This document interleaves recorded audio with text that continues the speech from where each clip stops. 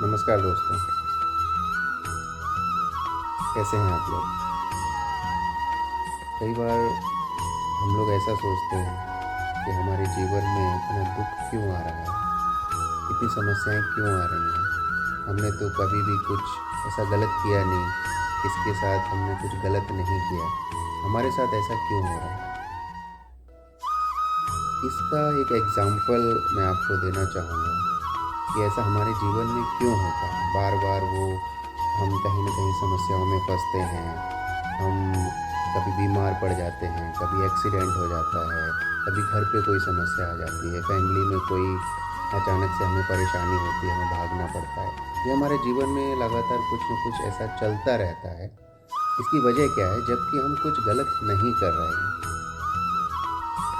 ये होता है हमारे प्रारब्ध के कारण, हमारे जीवन के जो प्रारब्ध होते हैं, उसकी वजह से ये सब होता है।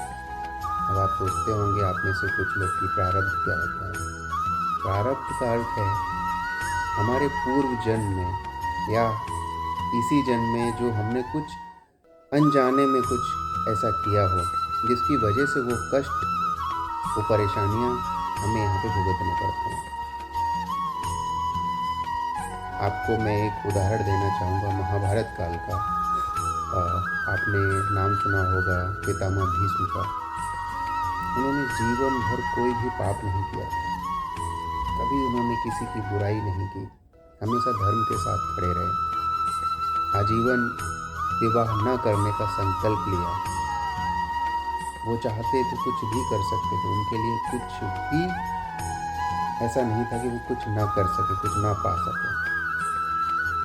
महाभारत युद्ध में आपने सुना ही होगा कि उनको अर्जुन ने बाण मारे थे, फिर वो उन बाणों से ही मरे। उनका जो अंत समय था बहुत ही कष्टकारी था। तो मैं आपको बताना चाहूँ कि जब अर्जुन ने उनको बाण मारे, जिससे वो बाणों की सैया पे लेटे हुए थे, तो जब श्री कृष्ण उनके पास गए तो पितामह ने पूछा उनसे कि हे नाथ, मैं आपसे कुछ पूछना चाहता हूँ मेरे जीवन के बारे में, कि मैंने ऐसा जीवन भर कोई कार्य नहीं किया, ऐसा किसी को दुख नहीं पहुँचाया, किसी को क्षति नहीं पहुँचाई, तो मेरे साथ ही ऐसा क्यों हुआ? मुझे आज ये अपनों ही की वजह से, अपनों ने ही मारा, और मैं यहाँ पे बाणों की सैया पे लेटा हुआ हूँ और मृत्यु के लिए पुकार रहा हूँ, बट मृत्यु मुझे नहीं आ रही है। मैं इतना कष्ट क्यों उठा रहा हूँ? इसका क्या कारण है? तो श्री कृष्ण भगवान ने उनको कहा कि हे पितामह, ये सब हमारे ही किए हुए कर्मों के कारण होता है। हमने जीवन में न जाने अनजाने में कुछ ऐसा किया हो। तो पितामह ने बोला कि मुझे अपने पिछले कई जन्मों का याद है, स्मरण है कि मैंने कभी भी कुछ भी कोई पाप नहीं किया है। मुझे पिछले मेरे 99 जन्मों का पता है कि मैंने कुछ भी ऐसा पाप नहीं किया है, फिर भी मुझे ये क्यों मिल रहा है? मैं ऐसी परेशानी में क्यों हूँ? तो भगवान श्री कृष्ण ने उनसे कहा कि हे पितामह, आपको 99 जन्मों का याद है, उससे एक जन्म और पहले का याद करिए, अर्थात 100 जन्मों के पहले का आप याद करिए। उन्होंने 100वें जन्म में कुछ ऐसा कार्य किया था जिसकी वजह से उन्हें ये परेशानी भुगतनी पड़ी। मैं आपको बताना चाहता हूँ कि उन्होंने 100वें जन्म में क्या किया था, उनसे क्या गलती हुई थी। वो एक राजकुमार थे, कहीं की यात्रा कर रहे थे। उस यात्रा में रास्ते में एक सर्प उनका रास्ता काट के चला गया। उनको क्रोध आया, वो अपनी सवारी से नीचे उतरे, उन्होंने अपने बाण से उस सर्प को छेदा और छेद के झाड़ियों में फेंक दिया।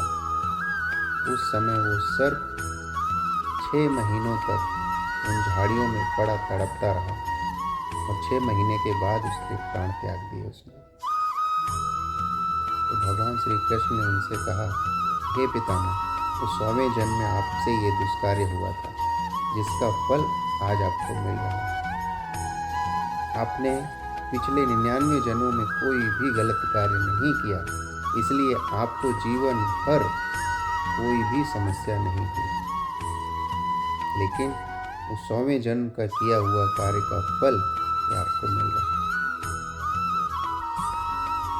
यही हमारे जीवन में होता है। हमें पता नहीं होता है हमने कब क्या ऐसा गलत कार्य किया है जिसकी वजह से हमें वो दुख भोगने पड़ रहे हैं। हमारे जीवन में न जाने कब हमने क्या किसी के साथ जाने अनजाने में गलत कर दिया है। उसका परिणाम हमें कभी न कभी तो भुगतना ही है। लेकिन अगर हम प्रभु की शरण में हैं, हम सच्चे दिल से किसी भी इष्ट को मानते हैं, किसी भी उस शक्ति को मानते हैं जो उस पूरे संसार को चला रही है, तो कहीं न कहीं जो हमारे प्रारब्ध होते हैं, जो हमें भुगतने ही हैं, उन्हें कोई टाल नहीं सकता। क्योंकि भगवान श्री कृष्ण उनके साथ में थे, फिर भी उनको वो कष्ट मिले। हमें क्यों नहीं मिलेंगे? हम तो इस कलयुग में हैं और इस मृत्यु लोक में हैं। यहाँ तो हर एक कार्य का फल बहुत ही जल्दी मिलता है। हमें समझ में नहीं आता, बट होता अवश्य है। अतः आप लोग या हम सभी के साथ, हम सभी के जीवन में कुछ न कुछ दुख अवश्य है। कोई भी 100% सुखी नहीं है, ये मान के चलें। हमारे दुख बहुत ही कम है, सुख बहुत ही ज़्यादा है, यही मान के चलें। जब हम उन चीज़ों के बारे में विचार करेंगे, सोचेंगे, समझेंगे, तो हमें ये अवश्य समझ में आएगा कि हमारे जीवन में जो हो रहा है वो कहीं न कहीं हमारे प्रारब्ध के कारण ही है।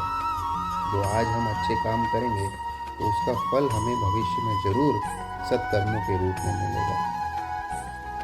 इसलिए हमेशा प्रभु जी की शरण में रहें, उनका ध्यान करें और हमारे जीवन में भविष्य में कुछ गलत ना हो, हमारे प्रारब्ध गलत परिणाम बन के हमारे जीवन में ना आए। इसलिए आज के समय को, ये जो वर्तमान समय है, उसे हम बहुत ही अच्छे से निष्पाप, निष्कलंक, निस्वार्थ लोगों की सेवा करें, अपने परिवार का ध्यान रखें, खुद का ध्यान रखें, समाज का ध्यान रखें और जो हम कर रहे हैं उसको बहुत ही अच्छी तरीके से करें।